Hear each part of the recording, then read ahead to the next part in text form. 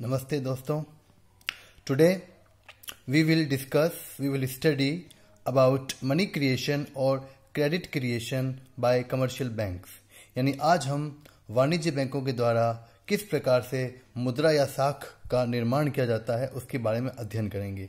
यानी commercial bank जो होते हैं या वाणिज्य बैंक जो होते हैं वो किस प्रकार से इतना सारा पैसा, इतना मनी या इतना क्रेडिट वो क्रिएट करने में सक्षम होते हैं, उसकी हमें प्रोसेस पढ़नी है.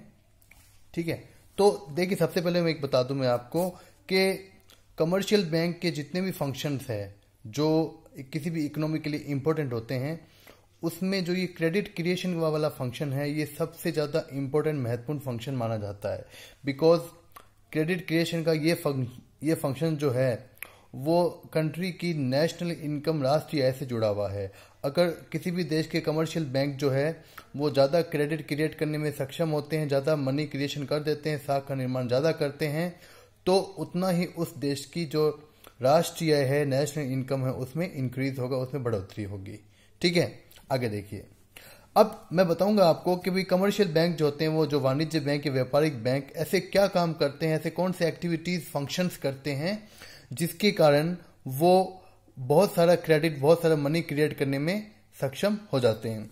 तो आगे हमारा टॉपिक पढ़ रहे हैं. देखिए, कमर्शियल बैंक क्रिएट क्रेडिट और money by the following activity. यानी जो कमर्शियल बैंक है, जो वाणिज्य बैंक या व्यापारिक बैंक है, वो निम्नलिखित तीन एक्टिविटी की जाती है इनके द्वारा. इस तीन एक्टिविटी से क्रेडिट क्रिएशन होता है. यानी प्रोसेस जो होती है क्रेडिट क्रिएशन की, it is done by 3 activities by the commercial bank. अभी कौन कौन सी एक्टिविटी करते हैं? Number 1, commercial bank accept deposits from public. यानी जो वाणिज्य बैंक होते हैं वो आम पब्लिक से, आम जनता से उनका मनी जो है वो डिपॉजिट करते हैं, उनकी जमा को स्वीकार करते हैं, मतलब पैसा जमा कर लेते हैं पब्लिक से, आम पब्लिक से भी. ठीक है. दूसरा, एडवांसिंग लोन्स टू पब्लिक. यानी आम जनता को, पब्लिक को या इन्वेस्टर, पब्लिक का मतलब सब आगे जो भी देश के नागरिक है सब, उन सभी को ये लोन्स भी देता है. ठीक है. और तीसरा है maintain legal reserve ratio, LRR. Legal reserve ratio को शॉर्टकट में क्या बोलते हैं? LRR. मतलब ये लीगल रिजर्व रेशियो को मेंटेन करता है, LRR को मेंटेन करता है. ये 3 ऐसी एक्टिविटी है जिन तीनों एक्टिविटी को मिला के क्या होता है? क्रेडिट क्रिएट होता है, मनी क्रिएट होती है बहुत सारी. ठीक है. अब जैसा कि हमने पिछले वीडियो में हमने बताया था आपको कि कमर्शियल बैंक के जो शुरू के 2 एक्टिविटी मैंने बताई है कि भाई पब्लिक की डिपॉजिट्स या पैसा जमा करना और जनता को लोन देना, ये हम लास्ट वीडियो में पढ़ चुके हैं. इसमें एक नया वर्ड जुड़ा है आपके लिए कि ये लीगल रिजर्व रेशियो मेंटेन करता है.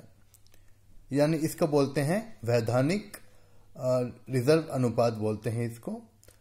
अब हमें ये पता होना चाहिए कि लीगल रिजर्व रेशियो होता क्या है.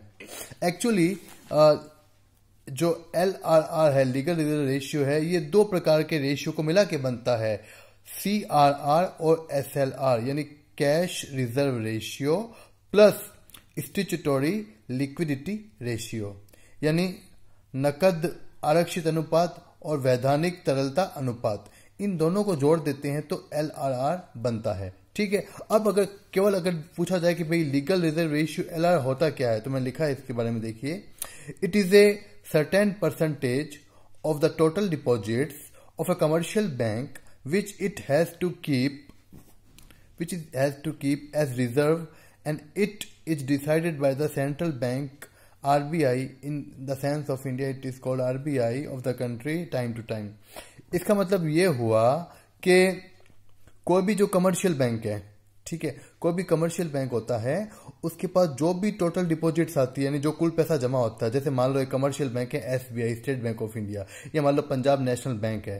ठीक है. तो जो पंजाब नेशनल बैंक है, कमर्शियल बैंक जो है ये, इसकी जो भी टोटल डिपॉजिट्स है, जो पैसा कुल डिपॉजिट हुआ, जो पैसा कुल जमा हुआ है, इसके पास जमा है पैसा, इसके पास डिपॉजिट है जो, उसका एक परसेंटेज, मतलब मान लो 10%, 20%, 15-25%, इसको रिजर्व के रूप में रखना पड़ता है. रिजर्व के रूप में रखने का मतलब ये है कि बैंक जो है उसको अपने पास या RBI के पास रखेगा, उसको आगे किसी को लोन नहीं देगा उस हिस्से को. मैं दोबारा बताता हूं आपको इसके बारे में कि कोई भी कमर्शियल बैंक होता है उसके पास जितनी भी टोटल डिपॉजिट है, कुल पैसा जमा होता है, उसका एक सर्टेन परसेंटेज 10% या 20% बैंक कमर्शियल बैंक जो है वो रिजर्व के रूप में रख लेता है, उस हिस्से को किसी और को लोन नहीं देता। तो जो हिस्सा वो रिजर्व के रूप में रख लेता है, जितना परसेंट 10% या 20% जो वो रख लिया जिसने अपनी टोटल डिपॉजिट में से, ये कहलाता है लीगल रिजर्व रेशियो। और ये डिसाइड कौन करता है? लीगल रिजर्व रेशियो कितना होगा, कितना प्रतिशत रिजर्व के रूप में रखना पड़ेगा, ये डिसाइड करता है सेंट्रल बैंक, केंद्रीय बैंक जो भी देश का होता है। इंडिया में हमारा जो सेंट्रल बैंक है वो क्या है? RBI, reserve bank of India. RBI जो है या सेंट्रल बैंक जो है वो समय समय पर डिसाइड करता है कि बैंकों को कितना लीगल रिजर्व रेशियो अपने पास रखना है। अब क्वेश्चन ये उठता है कि भाई बैंक जो है, कमर्शियल बैंक जो है वो एलआरआर को या लीगल रिजर्व रेशियो को क्यों रखते हैं अपने पास? तो देखिए, LRR is required to meet the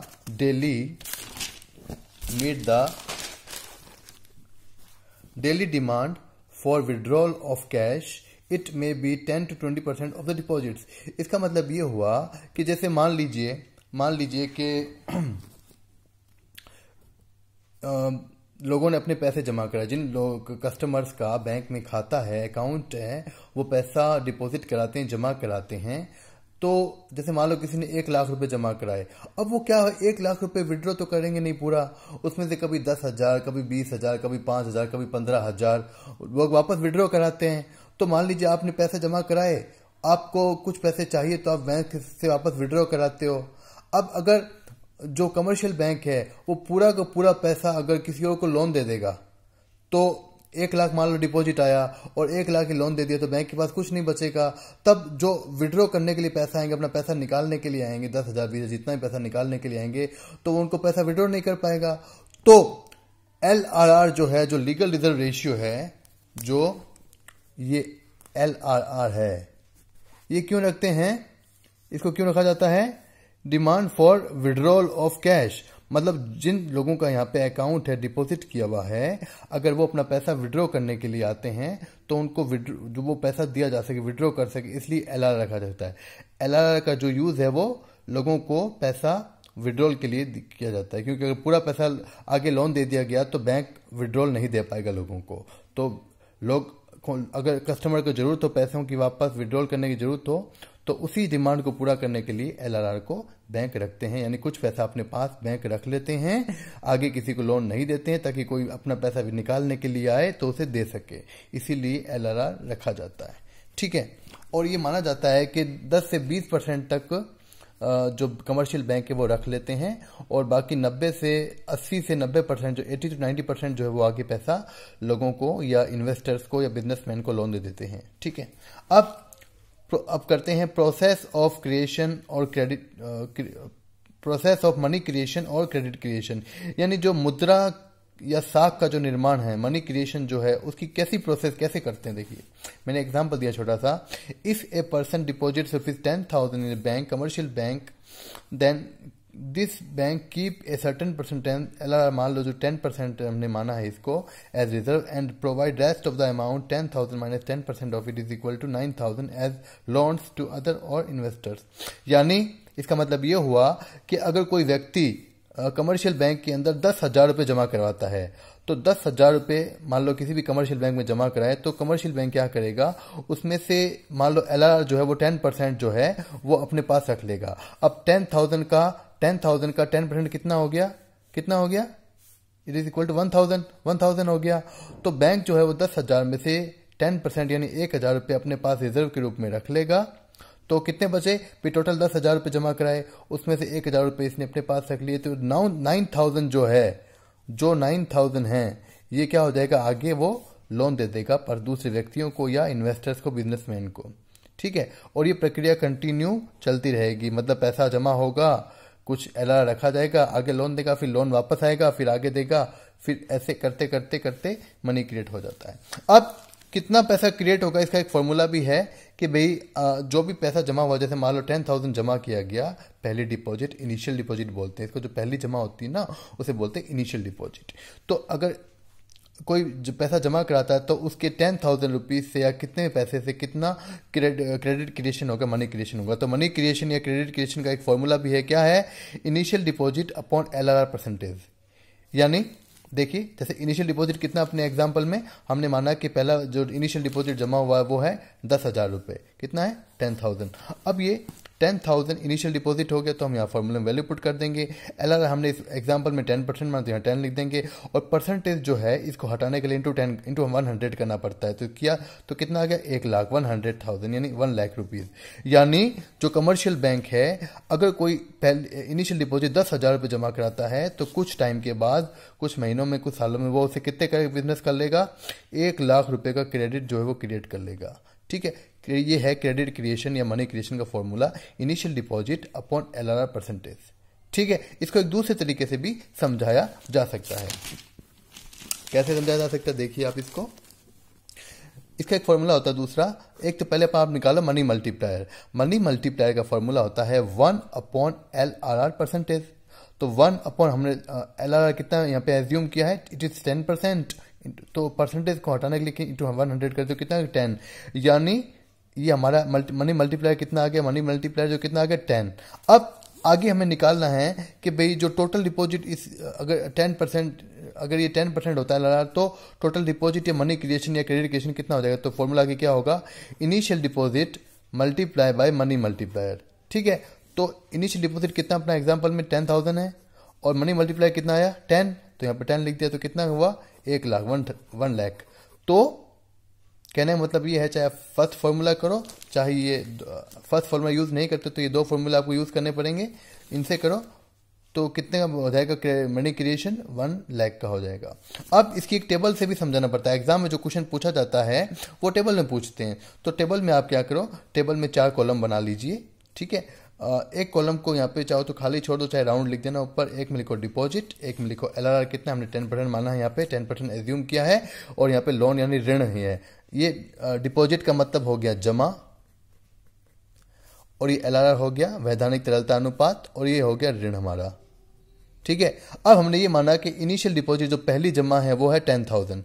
ठीक है, अब इसमें से 10% जो है, यानी 10% कितना हो गया 10,000 का 1,000 रुपये जो है वो ये रिजर्व के रूप में बैंक अपने पास या RBI के पास रख लेगा। मतलब किसी और को नहीं देगा, ये लोन नहीं देगा, इसको ये रखेगा, कीप करेगा, रिजर्व रख लेगा अपने पास। तो 10,000 जमा हुए थे, उसमें से 1,000 रुपये इसने रख लिए, कीप कर लिए रिजर्व के रूप में। तो लोन कितने का जाएगा, 10,000 में से माइनस करेंगे 1,000 तो कितना आ गया 9,000 आ गया।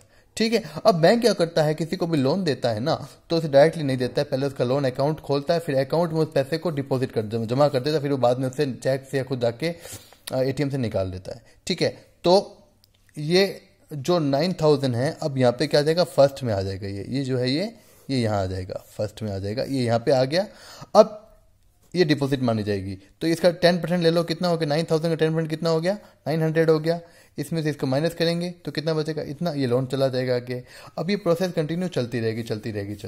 फिर आपको यहाँ पे टोटल करना है, टोटल में इसका नहीं करना है, टोटल में इसको टोटल नहीं करना है, ये टोटल वो आएगी जो आपका मनी मल्टीप्लायर आ रहा है, जो आपका फॉर्मूले में आंसर आया था ना, मनी क्रिएट कितना हुआ। देखिए ये जो आपने किया था ना यहाँ पे क्रेडिट क्रिएशन कितना हुआ था हमारा 1 लाख, 1 लाख आया था ना फॉर्मूले क्रेडिट। अगर 10,000 रुपये जमा होते हैं इनिशियल डिपॉजिट 10,000 रुपीज़, तो कितना क्रेडिट क्रिएट होना चाहिए, 1 लाख का होना चाहिए। अब आपको ये लिखना है वहाँ पे टोटल डिपॉजिट में, ये टोटल डिपॉजिट में ये आएगा, इसका टोटल नहीं करना है, इसका टोटल नहीं करना है। ये आपको जो क्रेडिट क्रिएशन का फॉर्मूले से जो हमारा आंसर है वो लिखना है यहाँ पे। अब इस 1 लाख का 10% देखिए कितना हो गया, 10,000 10,000 हो गया। अब इसमें से 1 लाख में से 10,000 माइनस कर कितना हो गया 90,000। तो ये सिंपल सी टेबल है, चाहो तो आप बनाना सीख लो, चाहे आप इसे याद भी कर सकते हो, लेकिन बनाना सीखने में फ़ायदा है। तो ये है, इससे रिलेटेड कोई भी क्वेश्चन आपको डाउट्स है तो आप पूछ सकते हैं। मैंने ये बेसिकली 12th क्लास के लेवल के हिसाब से बनाया है, जो ये जो वीडियो बनाया है।